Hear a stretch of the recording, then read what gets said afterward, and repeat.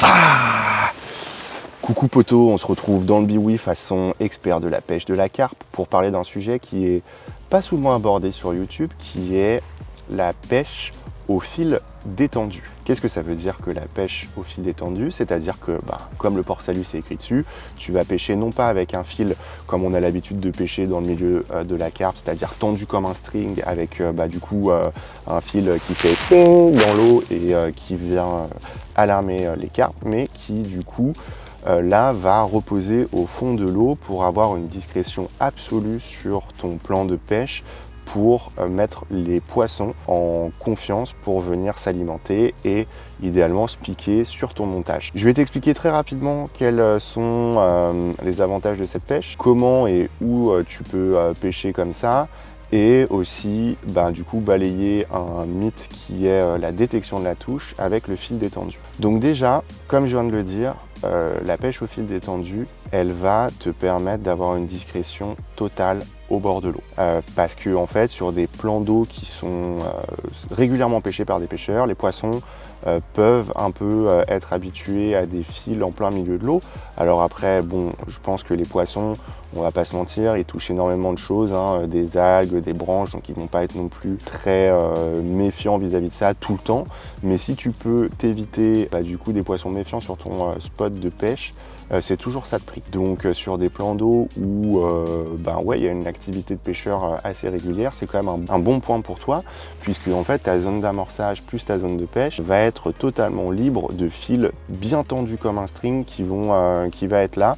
Et du coup, sur un rayon hyper large, puisque de ta canne jusque le point d'amorçage, ça va être libre de tout fil. Ensuite, il faut savoir une chose sur le fil détendu, c'est que il ne faut pas pêcher au fil détendu quand tu pêches à plus de 100-150 mètres. Parce que le temps que ton fil va mettre à couler et se plaquer au fond, en fait ta partie de pêche elle est déjà finie.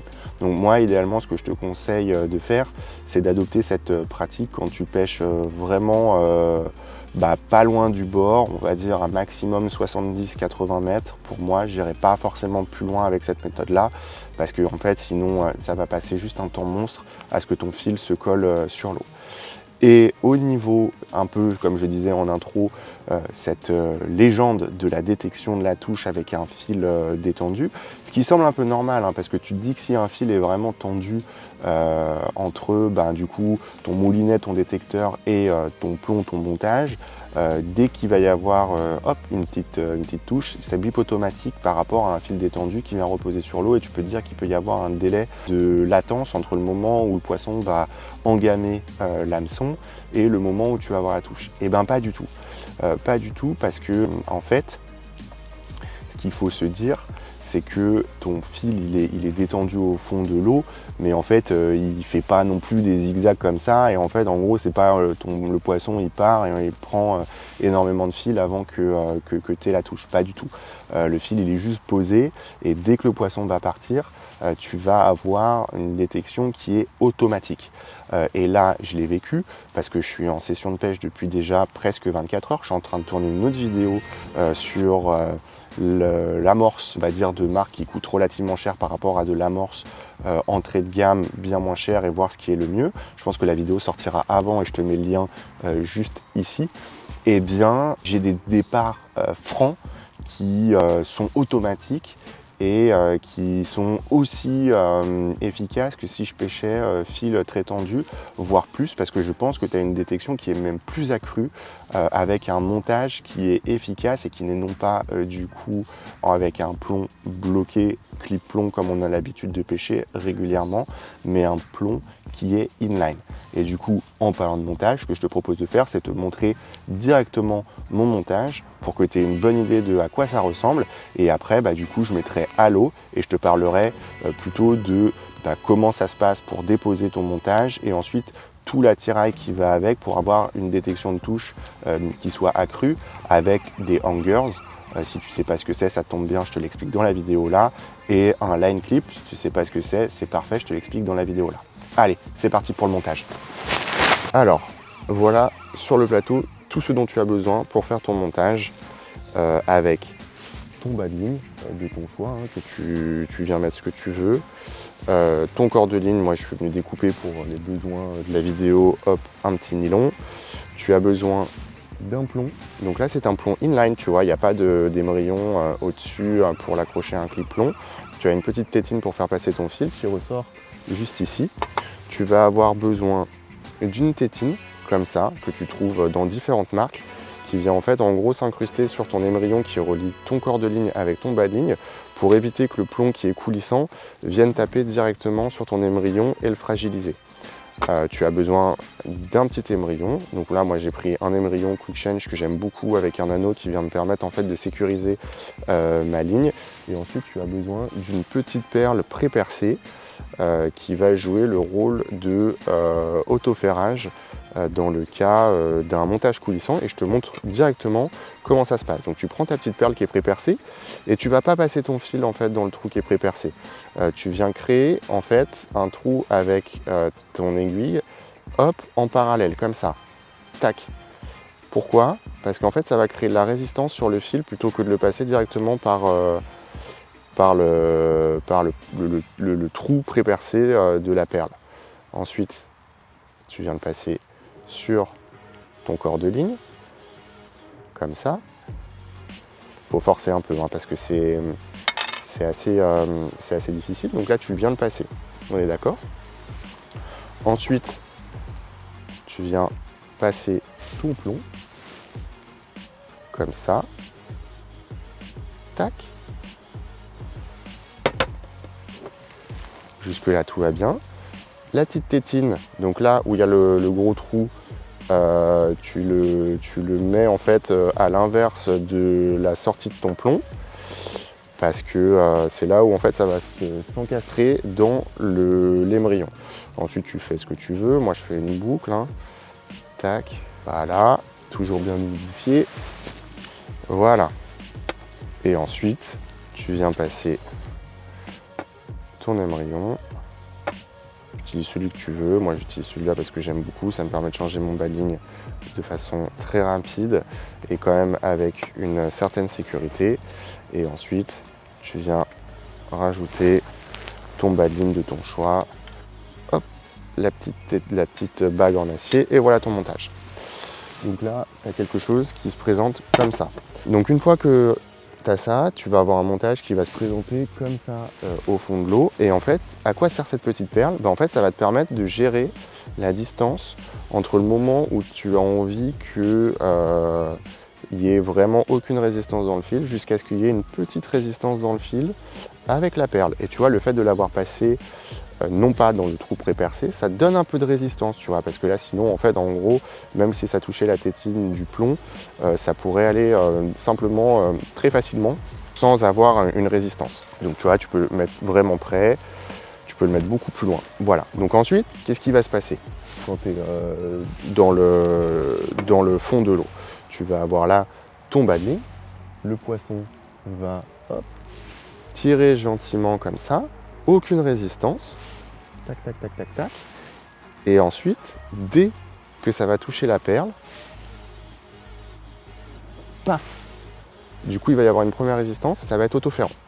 Donc voilà, moi, ce que j'utilise comme montage que je trouve très efficace au fond de l'eau pour la pêche vraiment posée sur le fond, en détendu. Et en fait, ce que je disais au niveau de l'action de pêche et au niveau de la détection de touche, c'est que si ton fil est posé là, en fait, tu vois, il va y avoir directement, même quand ça part, une sensibilité au niveau de tes détecteurs. Et une autre chose qui est très importante et dont je n'ai pas forcément parlé pendant l'introduction, mais comme tu suis encore la vidéo, c'est parfait, c'est que si tu veux, il n'y a pas de touche retour avec un montage en inline. Je vais t'expliquer ce que ça veut dire. Voilà, prends le cas comme ici, si tu vois, tu étais en montage, donc là, tu vois, le plomb ne bouge pas, je l'ai un peu clippé. Prends l'exemple de si là, tu étais en montage clippé. En fait, si tu veux, si le poisson part comme ça attire le plomb, donc tu as une touche de départ. Si le poisson il part comme ça va emmener le plomb et tu vois ton fil va se détendre. Et c'est là où ce que je te présente juste après, qui s'appelle les hangers, va avoir un effet. C'est-à-dire que quand le fil va devenir mou. En fait, il y a un effet de poids qui est situé au niveau de tes détecteurs qui va faire qu'en fait, en gros, le fil perd en résistance et ça va faire une touche de retour sur tes détecteurs. Dans le cas d'un montage en inline comme c'est le cas ici, il n'y a pas de touche retour. Donc dans le cas où en fait tu as un poisson qui part de ce côté-là, ça va attirer le fil, il n'y a pas de souci. Et dans le cas où le poisson part du côté opposé, c'est-à-dire là-bas, et ben en fait ton fil, tu vois, il va aussi partir et ça va pas te faire de touche retour, ça va te faire une touche de départ normale. Ce qui là aussi permet d'avoir une détection des touches qui est beaucoup plus accrue que si tu étais sur un montage en du coup fixe avec un plomb rattaché à un clip plomb que tu du coup attaches directement à ton émerillon. Et j'espère que c'est clair. Si c'est pas le cas, n'hésite pas, tu me mets un commentaire juste en bas de la vidéo et je me ferai un plaisir de te répondre. Là, j'ai mon montage qui est prêt. Tu vois, c'est le même. J'ai ma petite bille qui est ici. J'ai une bonne, je dirais, 70 cm de battement entre mon plomb inline et la bille, ma tétine et mon bas de ligne avec un montage qu'on appelle bonhomme de neige avec une bille de 20 mm dense et une pop-up du coup de 15 mm. Donc moi je pêche généralement très près de mon spot, hein. J'aime pas forcément lancer très loin. Voilà, donc là j'ai lancé, juste là au niveau de là où j'avais lancé, au niveau de la branche immergée, je sais pas si on voit la vidéo. Et en fait une fois que c'est comme ça, je viens mettre ma canne dans l'eau pour vraiment immerger le fil. Donc là tu vois, le bout de ma canne est vraiment dans l'eau, je laisse mon fil vraiment plonger pour qu'il se colle vraiment au fond de l'eau. Et ensuite une fois que tu as vraiment une bonne, on va dire une bonne ligne qui est plaquée au fond de l'eau, tu viens ouvrir ton moulinet au maximum et tu viens tirer très délicatement ton fil jusqu'à arriver à ton rod pod.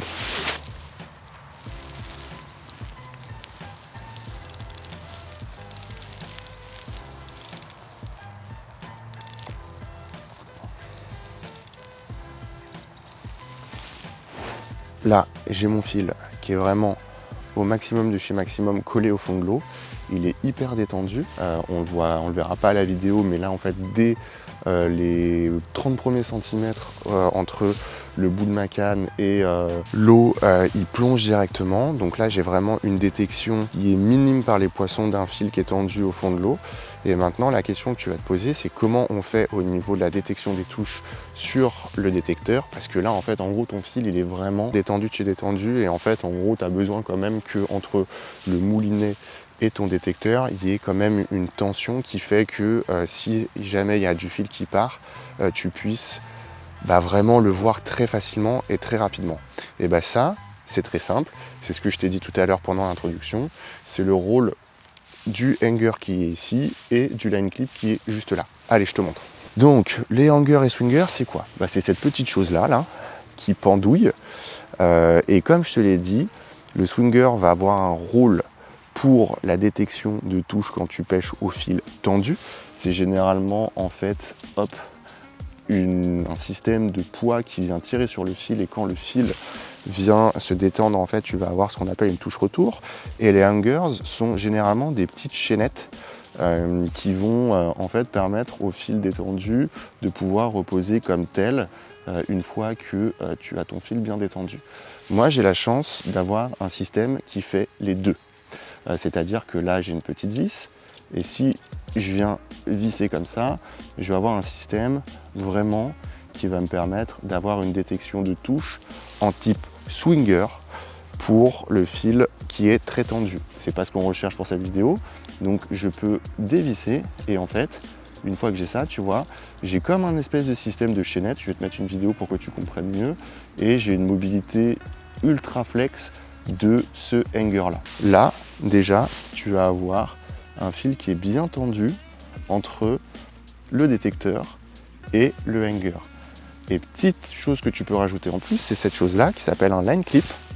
Tu en as de toutes les marques qui te permet de prendre ton fil et le clipper comme tel pour avoir un fil ultra tendu entre ton moulinet et le line clip et ensuite ultra tendu entre là ton détecteur et le hanger. Et là, ça pêche. Je peux t'assurer que dès que tu as une touche, même minime, il n'y a aucun souci. Tu as une détection absolue de la touche que tu vas avoir et du poisson qui est au bout.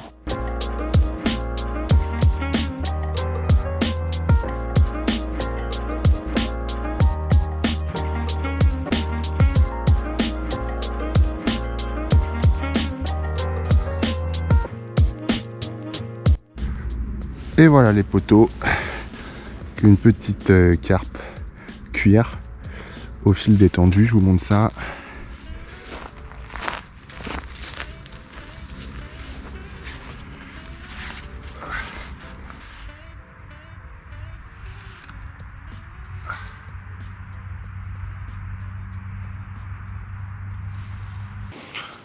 Mais dis-moi, ça pendouille. Bon, j'arrive à la fin de cette vidéo sur la pêche au fil détendu. J'espère que la vidéo t'a plu. Tu m'excuseras, je suis tout seul à pêcher, du coup la vidéo est très statique. Puis c'est très difficile de présenter du coup du matériel comme ça ou des montages en essayant de faire des plans assez sympas quand on est tout seul. Mais en tout cas, bon, j'espère que ça t'a plu quand même. Résultat des cours sur cette session au fil détendu, 3 poissons. Je suis vraiment content. Bon, l'activité était folle, hein. J'aurais pu en prendre plus, mais bon, c'est la vie de la pêche. C'est pas toujours au rendez-vous et puis heureusement, sinon ça serait beaucoup trop simple. Moi, ce que je peux te dire, c'est que c'est une pêche qui est quand même fabuleuse. La détection de touche est incroyable. Il n'y a rien à dire par rapport du coup, à une bannière qui est tendue et un fil très tendu. Ça te permet d'avoir quand même une zone libre de tout fil qui est tendu. Donc pour des plans d'eau qui sont de petite taille, qui sont régulièrement pêchés avec une pression de pêche qui est quand même forte, c'est un argument de taille et c'est un argument qui est redoutable pour éviter du coup d'avoir des poissons qui sont un peu peureux ou nerveux des fils qui sont tendus dans l'eau. Tu as une zone d'amorçage qui est vraiment clean. Et puis du coup ça fait ses preuves. Moi je te dis, pour les petits plans d'eau comme ça, je vais tout le temps pêcher comme ça. J'espère que tu vas faire de même, ou en tout cas que tu vas tester cette pêche, parce que franchement c'est vraiment top. Et petite info de dernière minute, ou en tout cas pour voir si tu suis la vidéo jusqu'au bout, je ne l'ai pas mentionné pendant l'introduction, mais sache que aussi avec ce type de pêche, là, le gros avantage c'est que ton montage il est pêchant. Qu'est-ce que j'entends par là? C'est que comme tu ne viens pas appliquer de pression dans ta ligne, tu n'as pas de risque que ton hameçon vienne se piquer à une brindille, à une feuille ou à une branche. Il se dépose et en fait tu ne touches plus. Donc tu as 100% de chance que ça soit pêchant, ce qui est quand même un argument énorme, surtout à la pêche de la carpe, où c'est une pêche de patience, où on pose, où on n'est jamais vraiment sûr si le montage il pêche ou pas. Là tu peux être sûr que ton montage il pêche. Donc franchement c'est encore un avantage à mettre du coup à cette pêche au fil détendu. Comme je disais, j'espère que la vidéo elle t'a plu, j'espère que tu as appris des choses. Si tu as des questions ou si tu as quoi que ce soit, n'hésite pas, ça se passe dans les commentaires, je me ferai vraiment un plaisir de te répondre. Et puis n'hésite pas à mettre un pouce bleu, ça fait toujours énormément plaisir. Et puis si t'es pas abonné, abonne-toi, qu'est-ce que t'attends? Là aussi ça fait toujours plaisir, on est de plus en plus nombreux sur la chaîne, donc c'est vraiment cool. On prévoit encore un peu plus de contenu sur l'année prochaine, avec un peu plus de temps peut-être pour tourner des vidéos avec Tib. Et puis écoute, si t'as quoi que ce soit, comme je t'ai dit, dans les commentaires. Et moi je te dis à la prochaine sur Garde la pêche. Allez, ciao.